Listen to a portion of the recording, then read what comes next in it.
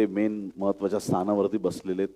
मी आपला गरीब माणूस एका कोपऱ्यात बसलो, कारण की लोकांना वक्ताच महत्त्वाचं वाटतं. हे ट्रान्सलेशन करणारे आराधक बिचारांकडे कुणी बघत नाही. मी पण आपलं असं कोपऱ्यात जाऊन बसलो. स्टेजवर होतो बरोबर.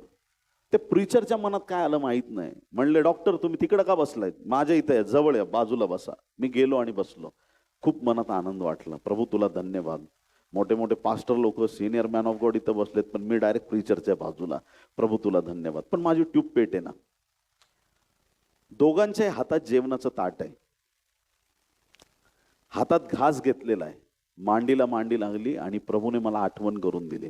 तुला सांगितलं होतं ना, मरणातून उठलेले जे लोक आहेत लाजरासारखे, त्यांच्या पंक्तीला मी तुला बसवणार आहे. मी कोणाच्या बाजूला बसलो होतो?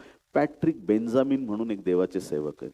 36 तास टिटॅनसनी मरण पावले होते. 36 तासांनी ते जिवंत झाले होते प्रियांनो. अजूनही त्यांची साक्ष युट्यूबवरती